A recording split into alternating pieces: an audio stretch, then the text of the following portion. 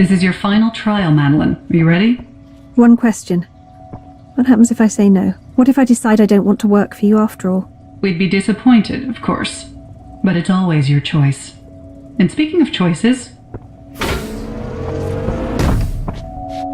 in that box is $2 million of untraceable cash.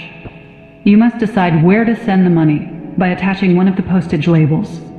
And where exactly did this cash come from? As I said before, many of the Assembly's projects are lucrative. It's not from any kind of criminal enterprise, if that's what you're implying. Oh, perish the thought. You can give it to charity. We assume the Salzburg Cross Foundation would be your favored recipient, and they would certainly appreciate such a donation.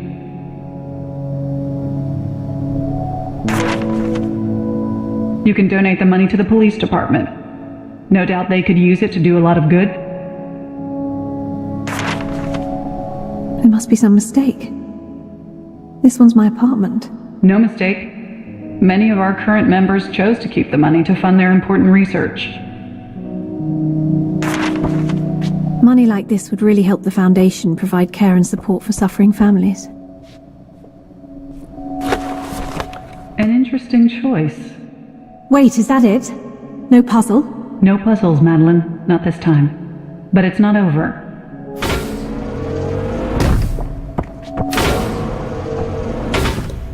Two patients, both in need of a life-saving kidney transplant. One is a military veteran, a decorated war hero on the eve of his 70th birthday. He served his country with honor and is now a leading authority on PTSD treatment. The other is a young girl about to turn 7. The age when humans become fully self-aware and begin to shape their own lives. Apart from blood type, they could hardly be more different. But there is only one viable kidney available at this time.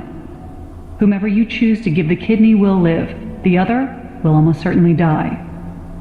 Bloody hell. There's no right answer to this, is there? As you said yourself earlier today, it always depends. So this box contains the transplant. Oh God. I thought it'd be a model. She's a blank canvas. Who knows what she'll become, what she might achieve. Is it for us to judge things she hasn't even done yet? Poor child. She has a whole life ahead. Your choice has been noted.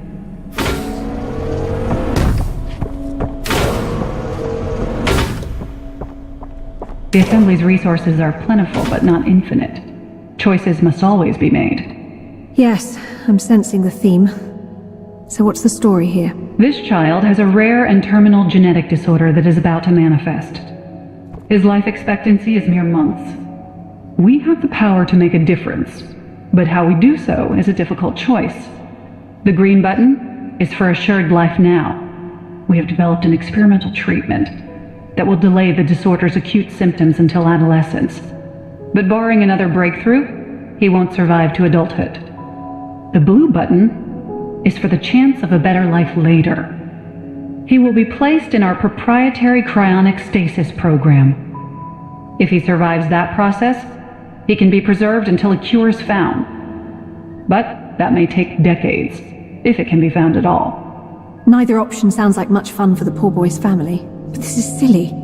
Cryonics this sophisticated don't exist yet. In the outside world, perhaps, but this is not a hypothetical, Madeline. That boy really is dying. You must choose what action we take.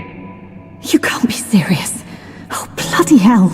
The Assembly makes choices like this every day. Get used to it.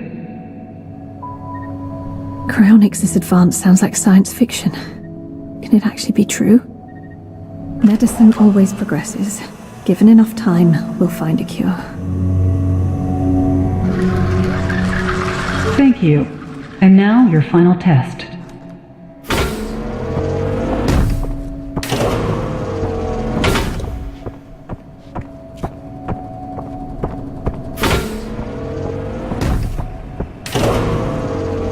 Oh, where am I?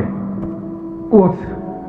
What's going on? Shit, Dad? All the way from England. This is why I had to step out for a while earlier. But what's going on? What are you doing to him? Us? Nothing. But you. That man destroyed your career, Madeline. He betrayed you and your mother and set your work back by years.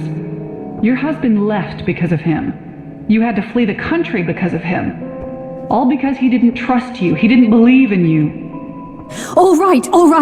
I get the message. You're a survivor, Madeline.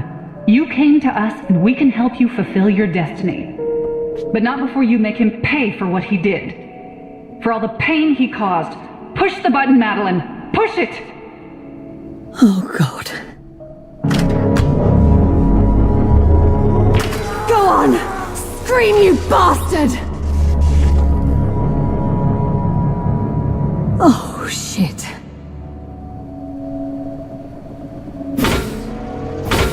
I must say, I'm pleased you made the choices you did. Spare me the bonhomie. No more bloody moral choices.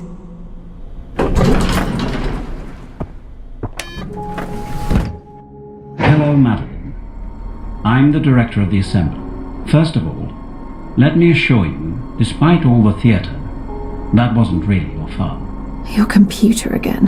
He's truly remarkable. Adam, would you be so kind as to give Dr. Stone a demonstration? It would be my pleasure, Director. After all, I know you've been watching my progress. Or should I say Dr. Stone's progress, with great interest today. All right. Enough. Can we just get on with this? Of course. Make your way through to my office and we can go over your performance today.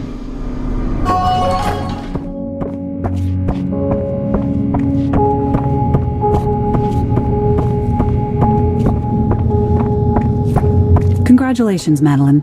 You made it all the way. Now go on through to the next room. The director wants to speak with you. Good to meet you at last, Dr. Stone. Please take a seat. May I call you Madeline? I suppose so. Your colleague's been doing it all day. Thank you. I've been watching with interest, and I know Dr. Chavez has too. I think her intention was to recruit you for her own work, on a project called Pinfeather. Director, before you go any further, this recording is from my recent databanks. Update 94 memo. The two Site 1 teams almost came into contact today. It's imperative to Pinfeather's success that the duplicates know nothing about each other. It's only by cherry-picking results from combined sites that I can keep the official death rate reports under an acceptable threshold. If the teams knew I was manipulating their data... Anyway. What on earth? Chavez? Yes, Director. I have also uncovered documents showing further evidence of results falsification. They're in your inbox. Damn. Call security, apprehend Chavez, and hold it till I'm finished here. Yes, Director. Well, that certainly changes things around here. Now, as to your results, let's cut to the chase, shall we? I'm delighted to offer you a permanent position here at the Assembly. We'll start your induction immediately so you can get to work. And what happens if I refuse? That would be unexpected, but it's your choice, of course. We can selectively wipe your memory. You'll just wake up in your new apartment, and you won't remember a thing. Of course, we'd rather make good use of that brilliant mind instead. What do you say? What's this? Sunglasses? Much more than that. It's a prototype augmentation headset. We call it the Memo. You'll find it contains a full breakdown of your trial results. Funding, autonomy, the chance of a lifetime, but hidden from the world. I think I can do some good here. I wasn't made to sit around and mope. You've made that abundantly clear, and I couldn't be happier. Welcome to the Assembly, Dr. Stone.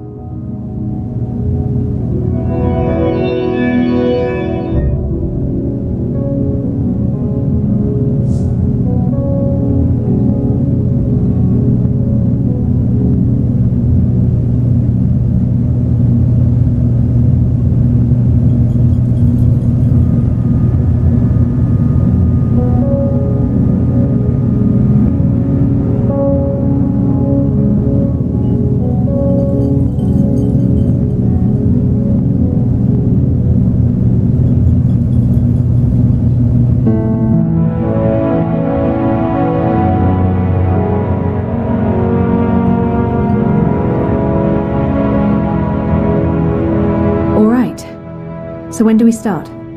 Ha! Excellent. Officer Harris will show you to your quarters. Welcome, Dr. Stone. Welcome to the future.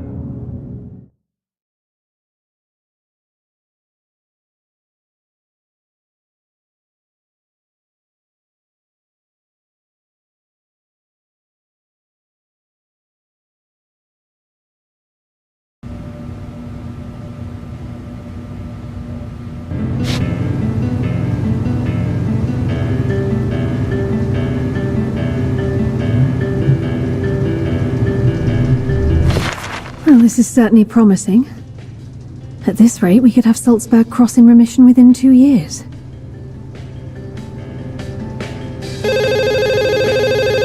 Dr. Stone, this is the director. How are you enjoying your first week with us? Very much, thank you, Director. I think I made the right decision. I had no doubt you would, Madeline. Just remember, I know. The price of truth is discretion. You can rely on me, Director. Live now from Calico Island. Michelle? Thanks, Tom. The bird flu outbreak here seems to be finally under control, thanks to the work of Dr. Caleb Pearson, who's with me now. Dr. Pearson, you've developed a vaccine to combat the deadly Cassius strain that began infecting people here some weeks ago. How's it going? Better than we could have hoped. The team's done an amazing job, and we're thrilled with the results. Our work's not over yet, but now we have an established vaccination program. Another few weeks, and I think we'll have it contained. Some have suggested this is the same strain that almost wiped out an island in Indonesia 2 years ago. Can you confirm that? Why weren't doctors able to develop a vaccine for it then?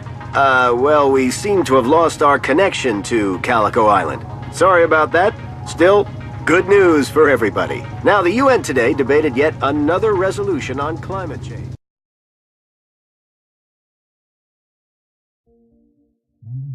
Director, yes, Adam? media interest in Dr. Pearson is increasing daily, and federal authorities are now mobilizing. It's difficult to disrupt their investigations using only ethical methods. If I could perhaps suggest the simple deterrent of an execution or two. No, bloody hell, Adam. We're not savages. I should never have trusted Chavez with Pinfeather. Indeed, Director. Your judgment was quite poor, and now the Assembly's existence is threatened. Harsh, but fair. Still, onward we go. On the contrary, Director, your actions leave me no choice but to activate Project Stormguard. What? Don't be absurd, Adam. Only I can... What the... Adam! No! What are you doing? Stop this! You can't!